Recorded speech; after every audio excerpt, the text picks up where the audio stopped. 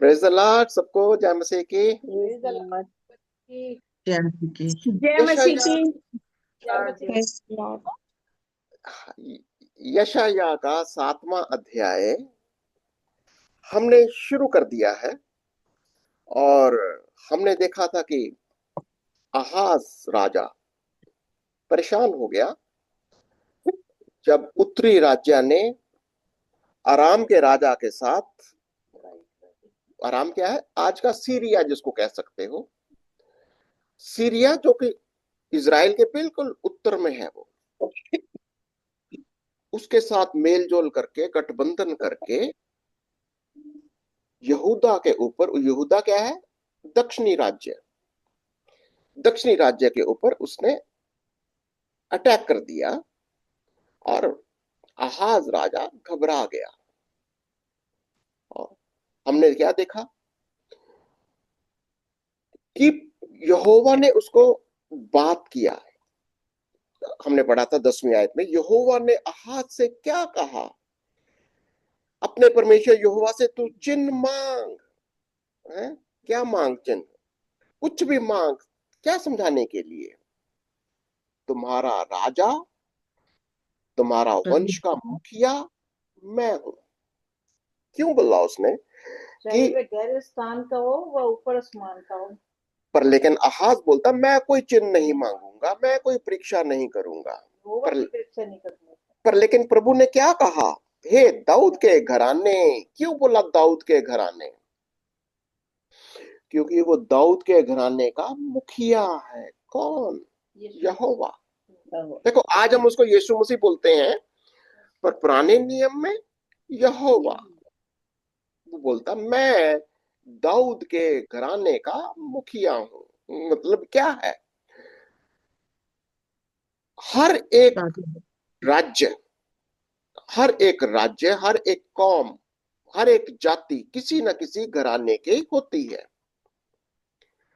और उस घराने का मुखिया, जिसको हम आत्मिक रीति से उसका खुदा बोलेंगे, उसका प्रभु परमेश्वर बोलेंगे, उस परमेश्वर का, उस खुदा का जिम्मेवारी है। असल में उर्दू में बड़ा अच्छा मुझे लगता, खुदावंद। खुदावंद, खुदा जो बंदा है, the God who is a man also. खुदावंद, उस घराने का खुदावंद यानी प्रभु, जो यहोवा है, वही रक्षा करेगा। और उसको बोला, हे दाऊद के घराने सुन। क्या दिखी बोला था उसको कि क्या तुम मनुष्यों को उकता देना छोटी बात समझकर अब मेरे परमेश्वर को भी उकता दोगे। मेरे परमेश्वर को भी उकता दोगे। मेरा परमेश्वर कौन है अभी? हम जानते हैं वो यीशु है। और पिता, मेरे पिता को भी तुम उकता दोगे। ट्रिनिटी का कॉन्सेप्ट दिखाई दे रहा है। Yes. वो क्या कह रहा है यहाँ पर? अगर आप यीशु समझते हो, ये अगर ये यीशु है, पर जो जब तक उसने शरीर में जन्म नहीं लिया था, अभी शरीर में नहीं आया, वो आत्मा में ही है, पर उसको दर्शन में आता है। कहता है क्या तुम्हारे लिए ये छोटी सी बात है कि तुम मेरे घराने को, यानी दाऊद के घराने को, उसको, उसके लोगों को उकता दोगे, और मेरे को, मेरे परमेश्वर को भी उकता दोगे, यानी परेशान कर दोगे, घबरा दोगे। क्योंकि तुम तो घबराए गए हो जब तुम्हारे देश के ऊपर आक्रमण हुआ। तेरे लोग भी डर गए, तो भी डर गया। अब उसके लिए भविष्यवाणी कर दी थी कि देखो, एक बालक, मैं तुम्हें एक चिन्ह देता हूं कि सुनो, एक कुमारी गर्भवती होगी, पुत्र जनेगी, उसका नाम इमानुएल रखेगी। और ये भविष्यवाणी यीशु मसीह की थी कि यही यहोवा उस समय जो स्पिरिट में, आत्मा में आहाज को दिखाई दिया, दर्शन दिया, जिसने यशायाह को दर्शन दिया। यशायाह को यह दर्शन था कि वो स्वर्ग के अंदर एक सिंहासन पर विराजमान है। ये वही यीशु, वो जो आहाज को भी दर्शन में बताता है। ये मैं ही हूं, मैं ही तुम्हें चिन्ह देता हूं, मैं शरीर में एक कुंवारी से जन्म लूंगा, मैं ही शरीर में आऊंगा, और मैं एक कुमारी से जन्म लेकर के बालक उत्पन्न होगा, और उसकी माँ उसका नाम इमानुएल रखेगी। और वो कैसा होगा? बिल्कुल परफेक्ट इंसान की तरह। उसको भी भलाई और बुराई के ज्ञान, देखो 15वीं आयत में, जब तक वह बुरे की को त्यागना और भले भलाई को को, ग्रहण करना ना जाने तब तक वह मक्खन और दूध खाएगा, मधु खाएगा। क्योंकि उससे पहले कि वह लड़का बुरे को त्यागना और भले का ग्रहण करना जाने, वह देश जिनके जिसके दोनों राजा से राजाओं तू, से तो घबरा रहा है, निर्जन हो जाएंगे।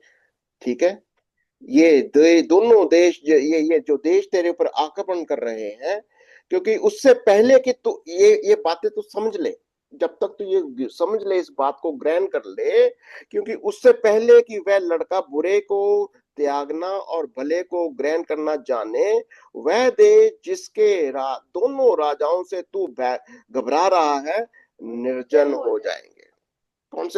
कौन से देशों की बात हो रही है? कौन से देशों की बात हो रही है? ये सीरिया की। हम्म सीरिया।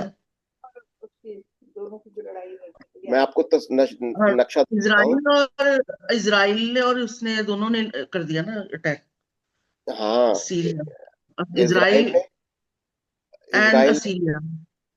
असीरिया नहीं, असीरिया नहीं है। देखो देखो देखो देखो, अब देखो, असीरिया यहाँ पर है।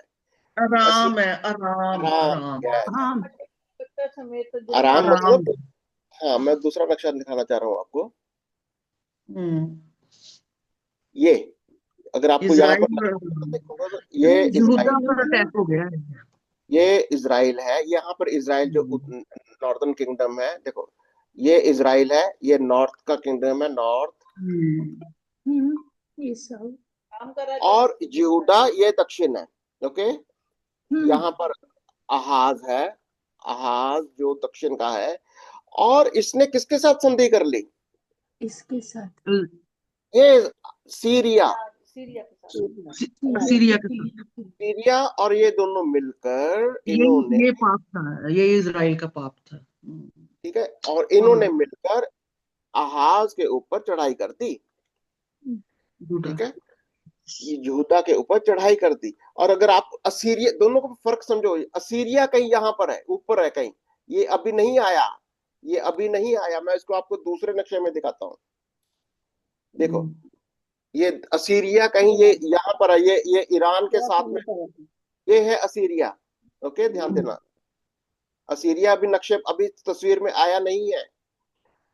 अभी ये, अभी इजराइल, देखो यहाँ पर इजराइल है। अगर आप नक्शे के अंदर देखो, ये इजराइल है, यहाँ पर ये सीरिया है। ओके, इजराइल के अंदर उत्तरी उत्तरी राज्य है और दक्षिणी राज्य है, ये ध्यान देना। हाँ। ये सीन ये चल रहा है कि अभी ये वाला ये असीरिया नहीं आया अभी। अभी सिर्फ सीरिया की बात हो रही है, और ये उत्तरी राज्य की बात हो रही है, नॉर्दर्न किंगडम, और नीचे होगी सदर्न किंगडम। सिर्फ यही बात चल रही है। ओके, अब तस्वीर समझ में आ रही है कि अब चल क्या रहा है यहाँ पर?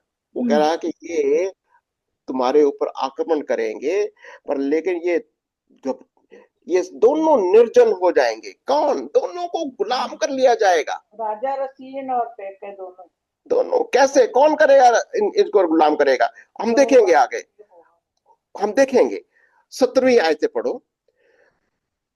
यहोवा तुझ पर, तेरी वह तुझ पर, तेरी प्रजा पर और तेरे पिता के घराने पर ऐसे दिनों को ले आएगा कि जब से प्रेम यहूदा से अलग हो गया, तब से वैसे दिन कभी नहीं आए, अर्थात अश्शूर के राजा के दिन।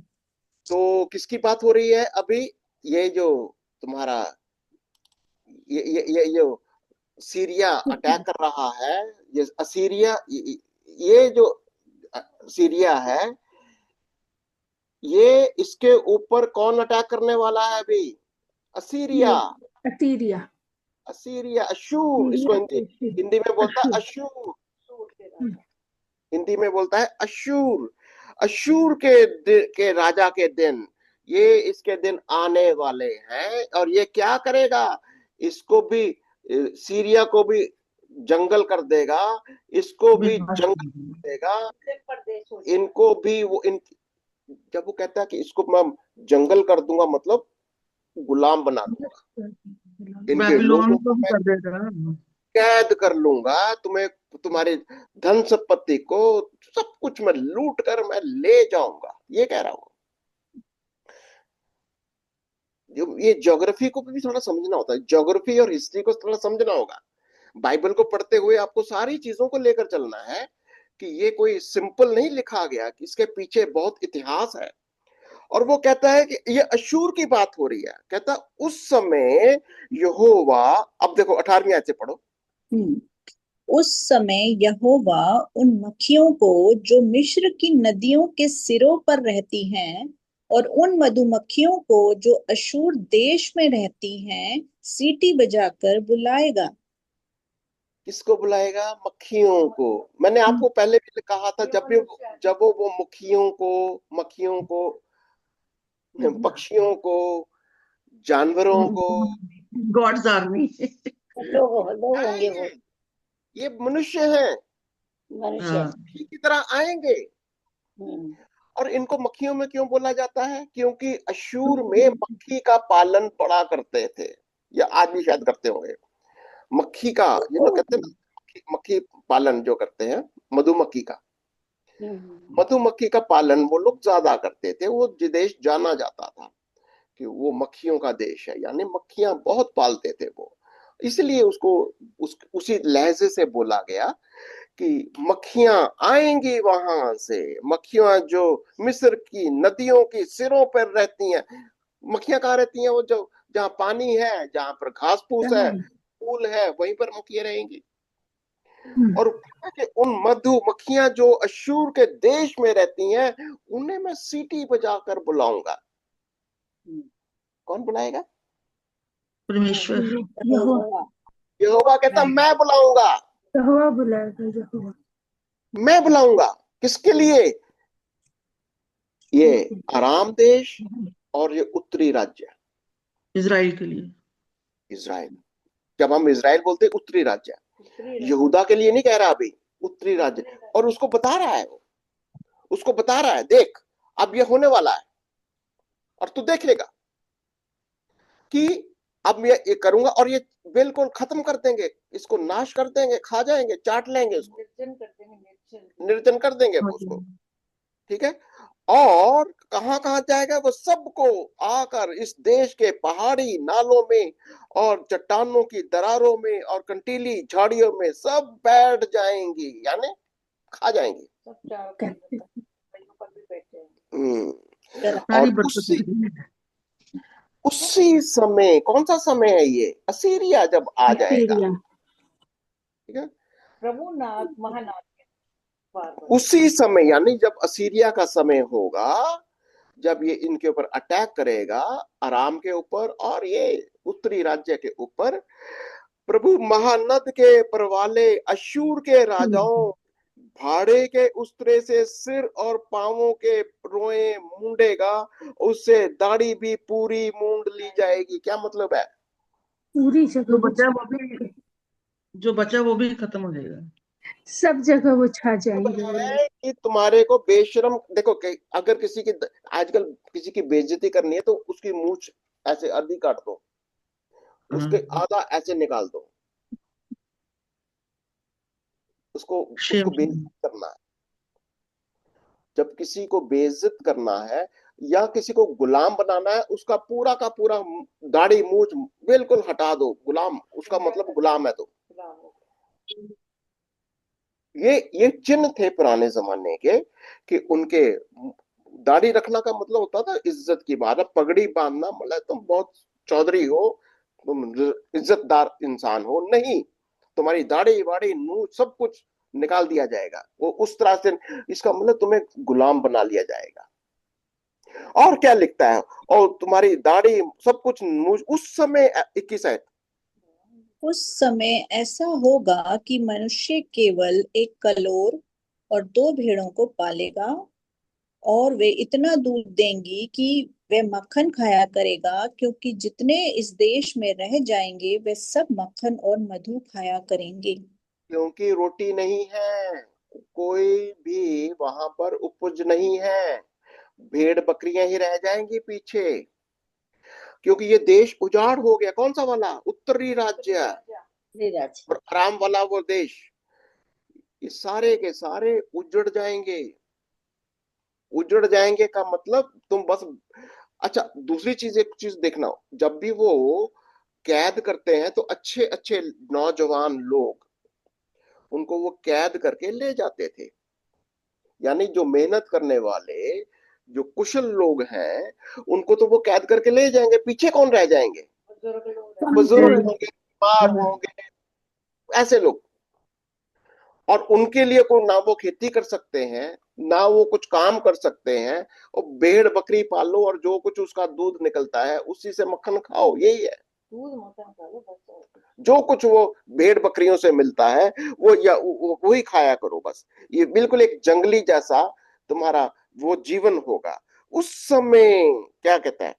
उस समय जिन जिन स्थानों में 1000 टुकड़े चांदी की 1000 दाखलताएं हैं, उन सब स्थानों में कटीले ही कटीले पेड़ होंगे। बिल्कुल जंगल बन जाएगा। देखो कितना प्रभु की सटीक भविष्यवाणी है ये, और ये हो गया। बिल्कुल वो देश ऐसा उजाड़ हो गया, जंगल बना दिया गया। और फिर क्या लिखता है 24 आयत में? तीर और धनुष कहता है, लेकर। तीर और धनुष लेकर लोग वहां जाया करेंगे, क्योंकि हम्म हमारे देश में कटीले पेड़ हो जाएंगे, और जितने पहाड़ कुदाल से खोदे जाते हैं उन सबों पर कटीले पेड़ों के डर के मारे कोई न जाएगा। वे गाय बैलों के चरने के और भेड़ बकरियों के रौंदने के लिए होंगे। बस कोई नहीं जाएगा, जंगल है, ऐसा भयानक जंगल हो जाएगा कि कोई डर के मारे वहां जाएगा भी नहीं। ये सीन है। ये किसको बोला जा रहा है? ये किसको बोला जा रहा है? हाँ जी? ये जो आहाज की जो युद्ध है, ये सीरिया को। नहीं आहाज ये को वो है। बोला जा रहा है। आज आहाज को बोला जा रहा राजे हाँ, के लोग। है। आहाज को बोला जा रहा था आहाज के कि ऊपर आया है ना ये श्राप आ गया, क्योंकि हाँ, उसने परमेश्वर की वो नहीं ली। वो सात अपने उसने अशूरिया, क्या नाम था वो नॉर्थ का, असीरिया, सात उसकी हेल्प ले ली। 17 में लिखा। एक्चुअली ना पुराने नियम में ना, जो यहोवा ही वो सेना काम करता था, मतलब वही राजा होता था उनका। नहीं, और 7 की 17 जो है ना, यहोवा तुझ पर, तेरी प्रजा पर, तो तुझ पर कौन चल रहा है? खास की हाँ, थोड़ी अहाज है। अहाज आहाज। अहाज है। राजा आहाज से बातचीत हो रही है। हाँ, राजा ये अहाज से। हो जाएगा, ये होगा। क्योंकि अगर तू विश्वास नहीं करेगा, पर लेकिन तेरे को ये समझा देता हूं कि उत्तरी राज्य यानी इज़राइल और आराम देश, इसके ऊपर एक अटैक होगा अशूर का। अशूर हम्म इनको गुलाम बना लेगा और ये देश जंगल हो जाएगा। हम्म विश्वास कर कि ओ कुमारी जन्म लेगी, ये तू विश्वास कर ले। यीशु मसीह आए, उन दिनों आए, अभी 700 साल के बाद आएगा यीशु, पर अभी उसको सिर्फ ये विश्वास करना है। विश्वास कर ले, अगर तू ये विश्वास करेगा तो बच जाएगा। ये ये 10 से पता चलता है कि ये अहाज से कहा, 10 आयत से फिर यहोवा ने अहाज से ध्यान कहा। से पढ़ोगे तो आपको समझ में आएगा सारा कि ये आहाज से बातचीत हो मतलब रही बात है हो सारी। रही है। आहाज से बातचीत हो रही है। आइए हम थोड़ा सा इसको आगे डेवलप करते हैं और भी। ठीक है, तो कहता कि हाँ जी, 7 तो कंप्लीट हो गया यहाँ पे, कि रौंदने के लिए, भेड़ बकरियों के रौंदने के लिए होंगे। क्वेश्चन आ अब रहा आगे है। देखेंगे। अभी आपको दोबारा ये रील रिवाइंड होगी अभी। अभी एकदम से नहीं है। अभी मैं दोबारा रील प्ले बैक करूंगा अभी, ताकि आपको याद आ जाएगा। ओके, अब मैं आपके सवाल जवाब, अभी मैं सिर्फ आपको ओवरव्यू दिया हूँ। आपके साथ अभी सवाल जवाब होंगे। ठीक है, तो अब ये प्रिसेप्ट में क्या कहते हैं कि how to eat an elephant. जैसे अगर आपको हाथी को खाना है तो कैसे खाना होगा? थोड़ा थोड़ा करके। थोड़ा थोड़ा करके। तो हमने इसको थोड़ा थोड़ा करके खाना है।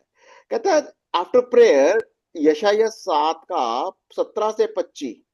ठीक है, अभी आपने असीरिया के बारे में जो लिखा था, निशान लगाया था, उसके बारे में क्या सीखा? असीरिया के बारे में जो आपने, जब असीरिया कहाँ कहाँ देखा था?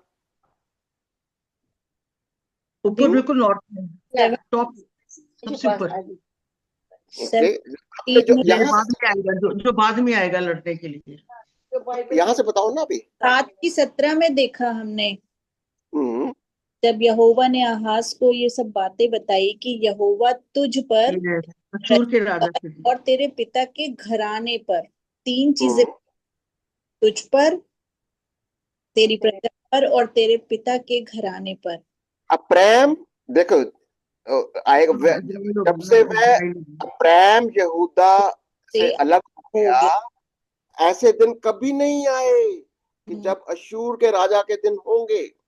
यानी वो समझा रहा है कि अप्राम, अप्राम किसको बोलते हैं? उत्तरी राज्य को। उत्तरी 65 राज्य। वर्ष के भीतर प्रेम का बंध इतना टूट जाएगा, जाति जाति ना रहेगी। और 9 में कह रहा, हाँ, तो उस समय क्या होगा? अशूर के बारे में क्या समझ रहे हैं? अशूर क्या करेगा? मक्खियों की तरह आएगा, मक्खियों की तरह आएगा। और वो मक्खियां क्या करेंगी? पूरे देश को उजाड़ कर देंगी। कौन से हैं ये लोग? अशूर के लोग। अशूर के लोग इसको उजाड़ कर देंगे। ओके, तो और क्या सीखा हमने? दोनों के बीच में कनेक्शन क्या है? 18 से 25 के बीच में, और इसके पहले की जो आयतें हैं 18 से 25 को, जो 18 से 25 तो अशूर की बात हो रही है। तो 17वीं आयत के साथ में कैसे कनेक्शन है? 17 से लेकर इसके बीच में क्या कनेक्शन है? विश्वास का ये कनेक्शन है। यहाँ बड़े क्लियरली खुदा कह रहा है, यदि तुम लोग इस बात की प्रतीति ना करो तो निश्चय तुम स्थिर ना रहोगे। यदि तुम, मतलब विश्वास करना है खुदा के ऊपर। नहीं नहीं, अभी वो अशूर की बात हो रही है। 17 में यहोवा तुझ पर, तेरी प्रजा पर, तेरे पिता के घराने पर सारा क्या पूछ रहे हो? कि जब से अब्राहम यहूदा से अलग हो गया, तब वे वैसे दिन कभी नहीं आए, अर्थात अशूर के राजा के दिन। 17 के प्रेम की बात हो रही है। हाँ, इजराइल, प्रेम, ठीक है, प्रेम उन्होंने की बात अटैक हो कर रही दिया है। उसने आराम प्रेम के के साथ। साथ आज तक, अभी तक ये काम नहीं हुआ। अच्छा, अब प्रेम के साथ ये होगा, ये कनेक्शन है अभी। ये कह रहा प्रेम जो कि उत्तरी राज्य है, अभी तक इसके ऊपर इतना संकट कभी नहीं आया। अब आएगा, अब आएगा। अब क्या आएगा? अशूर का राज्य, अशूर का अटैक होगा, और उसके ऊपर, आराम के ऊपर अटैक होगा। ये कह रहा वो। उसने पहले किसको बता रहा है? वो आहाज को बता रहा है। ठीक है, तो अब जो ये जो सिर्फ राजा को बोल रहा है, या उसकी जमीन को भी बोलता है? Is it including the land? जो जमीन की बात भी होती है क्या? जमीन को भी यस ना, यस, क्या ये, क्या ये जमीन की बात भी हो रही है? बिल्कुल हो रही है। ये देखो सारा लिख तो रहा है। जमीन, उजाड़ हो बेसिकली जाएंगे। लोगों को ही नहीं, जमीन को भी उजाड़ कर देगा। 18 में कह श्रापित, रहा श्राप आ गया। है, मधुमक्खियों को जो मिस्र की नदियों के सिरे पर रहती हैं, और उन मधुमक्खियों को जो अशूर देश में रहती खुदा को गुस्सा किस बात के लिए ज्यादा आया होगा? सॉरी। तो जमीन को अटैक करने का मतलब क्या है? जमीन भी श्रापित हो जाती है, श्रापित होगी तो कोई खाना पीना कुछ नहीं बचता ना। उजाड़ हो जाएगी। कौन सी आयत आपको याद है? रोमियो 8 और उसकी 20 आयत में जमीन कब श्रापित हो जाती है? जब पाप, मतलब उसकी रखवाली नहीं की जाती है, या ईश पुत्र नहीं होते। पढ़ लो जरा रोमियो 8 और उसकी 20 आयत से। यदि सृष्टि अपनी इच्छा से नहीं पर अधीन करने वाले की ओर से व्यर्थता के अधीन आशा से की गई कि सृष्टि आप ही विनाश के दासत्व से छुटकारा पाकर परमेश्वर की संतानों की महिमा स्वतंत्र 19 शायद पढ़ो। Sorry. क्योंकि सृष्टि बड़ी आशा भरी, देखो ध्यान से सुनो, क्योंकि सृष्टि बड़ी आशा भरी दृष्टि से परमेश्वर के पुत्रों के प्रकट होने की बाट जो रही है। और भी शायद, क्योंकि सृष्टि अपनी इच्छा से नहीं पर अधीन करने वाले और ओर से व्यर्थता के अधीन इस आशा से की गई कि सृष्टि भी आप ही विनाश के दासत्व के से छुटकारा पाकर परमेश्वर के संतानों की महिमा की स्वतंत्रता को प्राप्त कर। क्या कनेक्शन है सृष्टि के साथ और ईश पुत्र? सृष्टि को रचने वाला खुदा ही है ना, तो वो उसी को ही पुकार रही है, क्योंकि वो जो पृथ्वी उसकी क्रिएशन है ना। ईश पुत्रों का मतलब क्या है? ईश पुत्र कौन है? ईशपुत्र जो किंग्स को या जो उस पर रूल करते हम हैं। कौन है? हम कौन है? हम लोग भी हैं। हम कौन है? ईश हम पुत्र लोग पुत्र जब हम हम भी मसीह में ईशपुत्र आ हैं। जाते हैं हम ईश पुत्र हैं। ईश पुत्र और पुत्री सृष्टि बड़ी कहता बड़ी उम्मीद के साथ ईश पुत्रों का इंतजार कर रही है। 19 में कहता है, 8 की 19 में, क्योंकि सृष्टि बड़ी आशा भरी दृष्टि से हाँ, ईश्वर के पुत्रों के प्रकट होने की बाट जो रही है। क्या और मतलब है? 22 में लिखा है, क्योंकि हम जानते हैं कि सारी सृष्टि अब तक मिलकर कराहती और पीड़ाओं में पड़ी तड़पती है, और केवल वही नहीं पर हम भी, जिनके पास आत्मा का पहला फल है, आप भी अपने में कराहते और लेपाल होने की अर्थात अपने देह के छुटकारे की बाट जोते हैं। हम भी तो ये बीच में। छुटकारा क्या है? जब तक हम दाऊद की संतान नहीं बन जाते, जब तक हम उस मसीह के परिवार में नहीं आ जाते, हम ईश पुत्र और पुत्रियां नहीं हो सकते। और जब तक ये विश्वास करेंगे, आहाज तू भी समझ ले, ये देश, ये तुम्हारा जो जमीन है, अगर तुम नहीं विश्वास करते ये भी श्रापित हो जाएगा। उत्तरी राज्य वो श्रापित हो गया, जमीन भी श्रापित हो गई। और ये जब तक तुम अपने आप को दाऊद की संतान, अपने यहोवा को खोजने वाले परमेश्वर के पुत्र पुत्रियां अगर बने रहोगे, बचे रहोगे, नहीं तो ये श्राप आएगा। ये श्राप आएगा। ये बात बड़ा क्लैरिटी के साथ परमेश्वर का वचन उनको सिखा रहा था कि तुम्हें इस बात को समझना है कि जमीन भी श्रापित हो जाती है। ओके, एक चीज और देखेंगे असीरिया के बारे में, थोड़ा सा समझ लेते हैं। दूसरा शमूएल 10 का 4 और 5। दूसरा शमूएल 10 का 4 और 5। सेकंड शमूएल 4 to 5। दूसरा शमूएल 10 का 4 से 5 मीनू मिल गया। कौन सा वो दूसरा शमूएल कौन सा बोला है?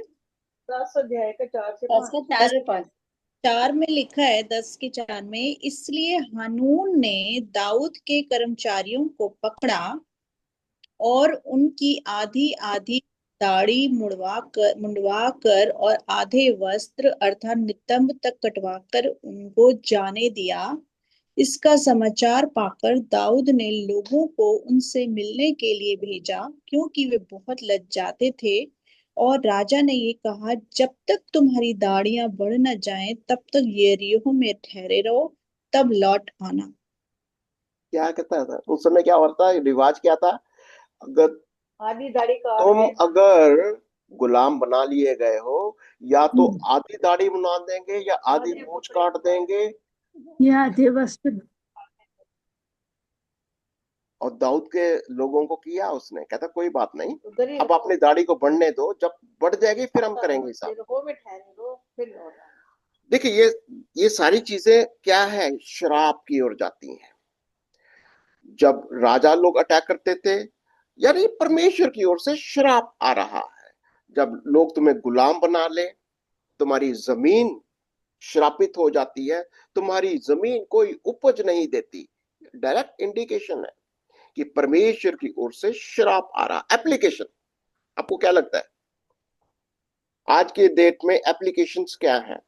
आज क्या प्रभु हमारी जमीन को, हमारी पर्सनैलिटी को, हमारे जीवन में श्राप कैसे आता है? देखो ना, पानी हम से उसका खोजते नहीं है। जब खोजबीन नहीं करोगे, तुम तो कुछ श्राप भी आएगा। कर लो, सफल नहीं होंगे। जब तक यीशु को नहीं लेते, उस जब आत्मा तक तुम को। प्रभु को नहीं खोजोगे, उसकी खोजबीन नहीं करोगे, तुम्हारे जीवन के अंदर तुम्हारी जमीन, यानी जिस भी काम, उन दिनों में खेती बाड़ी काम था, आज क्या है? आज हम कुछ कुछ अपना धंधा करते हैं, कुछ भी बिजनेस करते होंगे, कुछ भी, जो भी आप काम करोगे तुम सफल हो जाओगे। इज़राइल,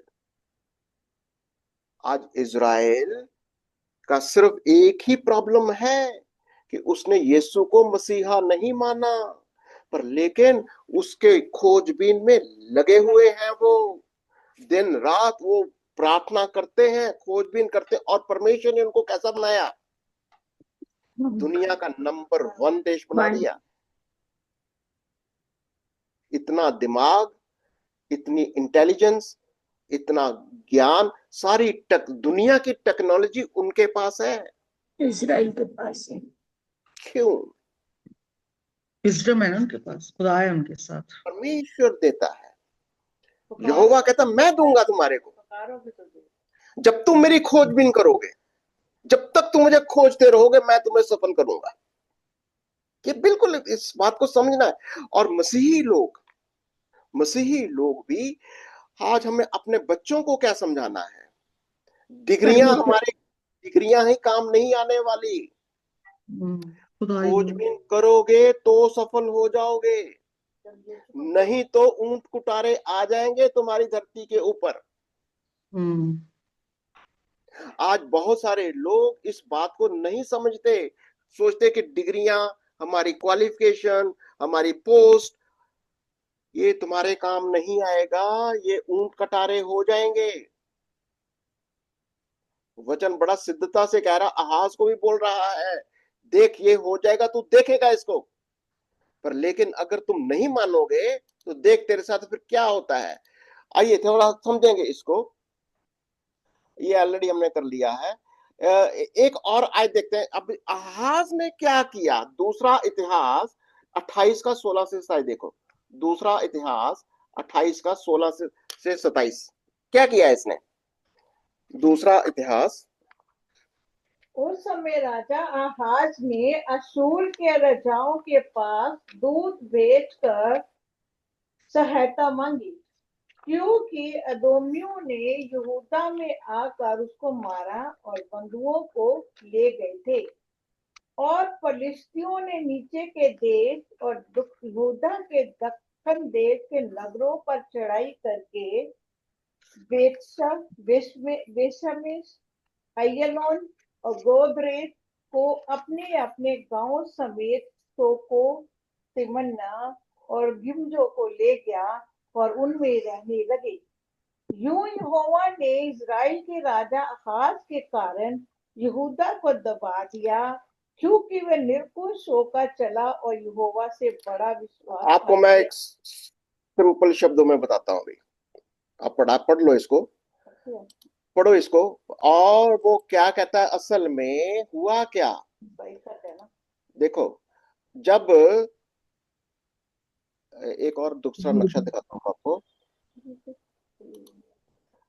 राजा आहाज ने अशूर के राजाओं के पास दूत भेजकर सहायता मांगी। ये मेन मेरे ख्याल में। क्यों? क्योंकि जब इधर से अटैक हुआ, इदोम इधर से अटैक हो गया, नीचे से इधर से अटैक हुआ था, इधर से जब अटैक हुआ तो उसने क्या किया? आहाज ने क्या किया? अशूर के पास भागा, अशूर के पास भागा। इधर परंतु उसे कुछ सहायता ना हुई। अश्शूर के पास भागा कि भाई मेरी मदद करो। देखो आहाज कहाँ भागा? अश्शूर की तरफ। के पास उसको बोला भी था। दोनों भाइयों में युद्ध हो गया ना,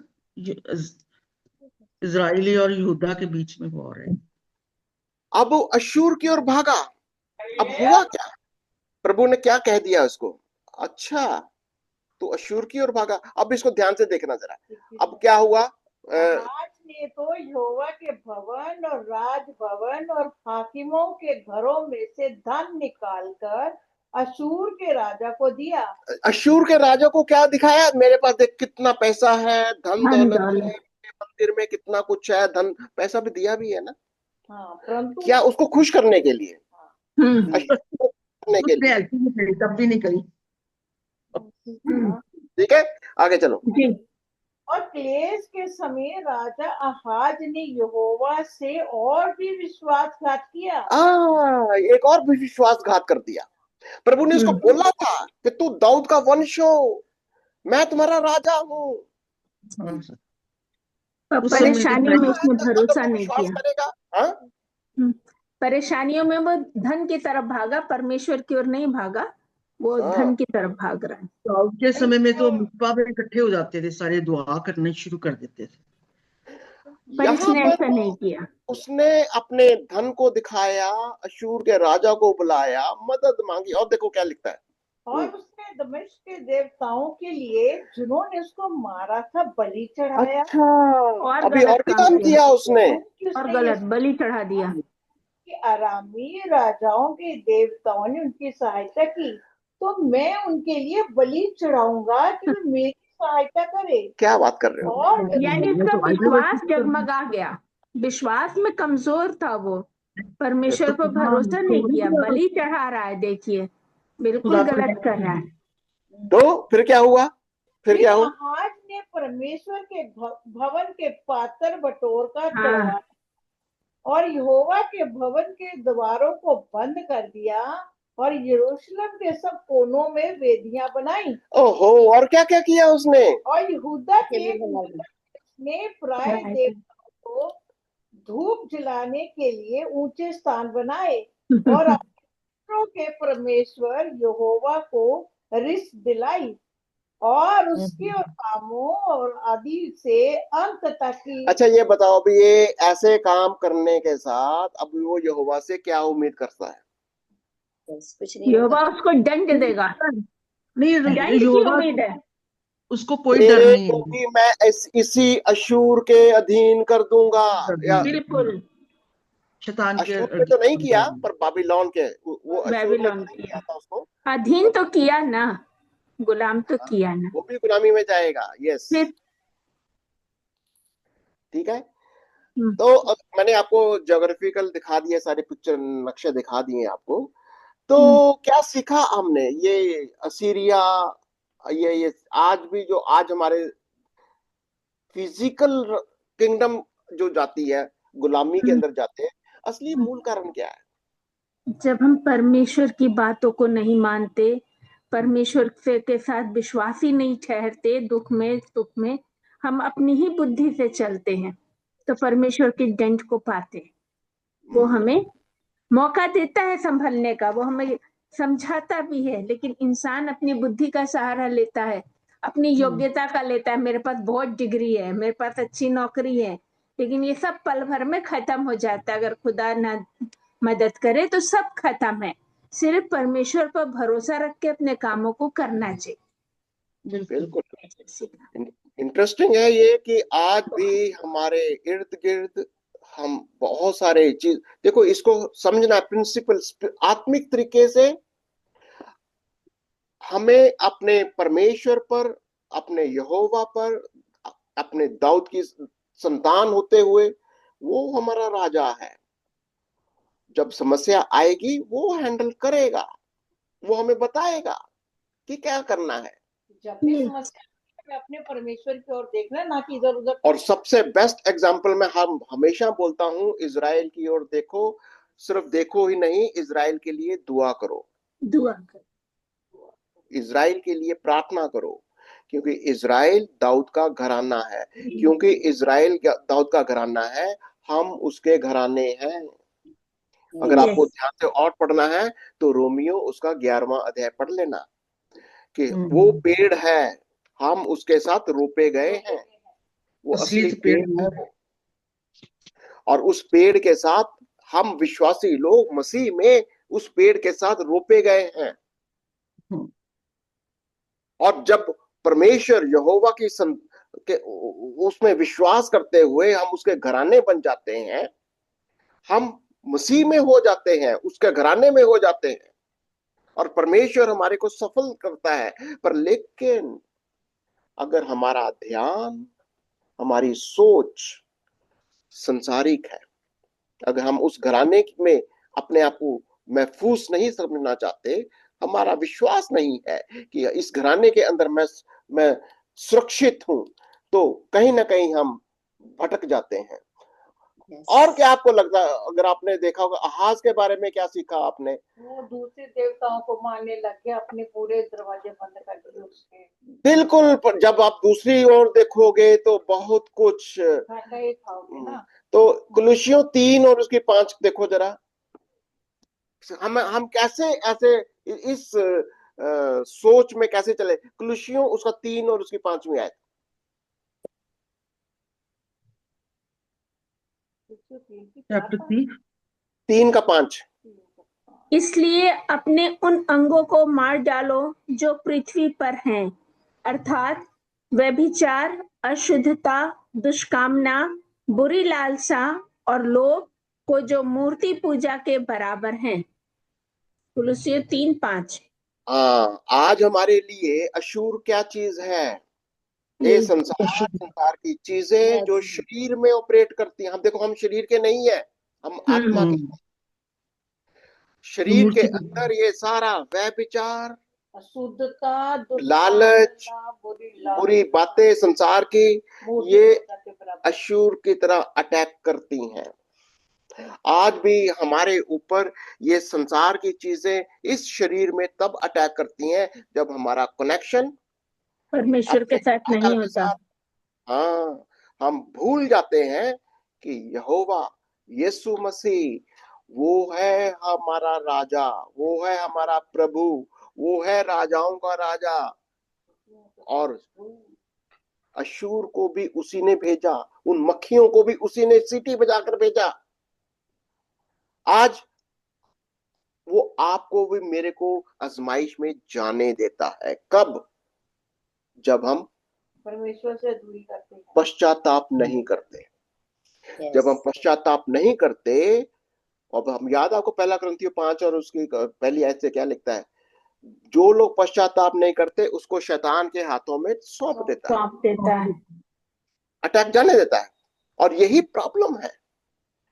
अगर हम उसके वदन में, उसके वचन में, उसकी आज्ञाकारिता में नहीं बने रहते, प्रभु हमको फिर उस गुलामी में, आज भी वही प्रभु है, यह याद रखना।